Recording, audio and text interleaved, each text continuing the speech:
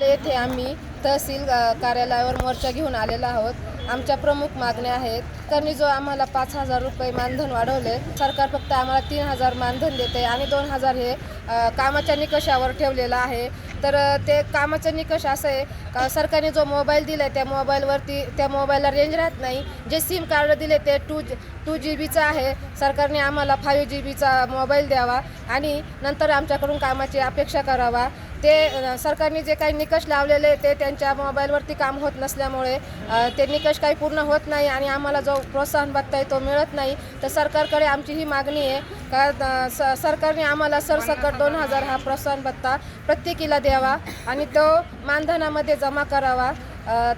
तसेच जे काही आमचे थकीत मानधन आहे, थकीत बिले आहेत, इंधन बिल आम्हाला वर्षानुवर्ष मिळाले नाही आहे, ते इंधन बिल आम्हाला मिळावे। तसेच इंधन बिलामध्ये आम्हाला 3 ते 6 जो वयोगट आहे त्यांना फक्त 7 रुपये 7 पैसे असा आम्हाला इंधन बिल मिळतं। त्या इंधन बिलामध्ये दरात वाढ करावी। अमृत आहार जो आम्ही आमच्या अंगणवाडीत गरोदर मातेंना खाऊ घालतो, आज महागाईच्या काळामध्ये जर पाहायला गेलं तर ते आम्हाला परवडत नाही। सरकारने 45 रुपये ताटाप्रमाणे पैसा जे देतात तो 45 न ठेवता 100 रुपये ताटाने आम्हाला पैसे द्यावे।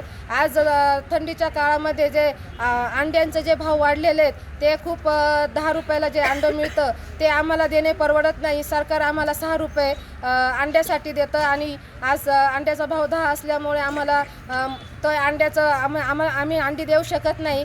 सरकारने आम्हाला अंड्याचे भाव 10 रुपये करावे। तसेच आमच्या अनेक छोट्या मोठ्या कारणांच्या ज्या मागण्या आहेत त्या सरकारने पूर्ण कराव्यात। आणि आज इथे जे आम्ही प्रकल्प कार्यालयाचे CDPO मॅडम, राजूर प्रकल्प, अकोले प्रकल्प, शहरी प्रकल्प जे CDPO मॅडमला इथं बोलवलेले त्या इथं त्यांनी याव्या आणि आमच्या मागण्या ऐकून घ्याव्या आणि त्यांनी लवकरात लवकर आमच्या मागण्या पूर्ण करण्यासाठी एक बैठक ठेवावी, एवढं बोलते आणि संपवते।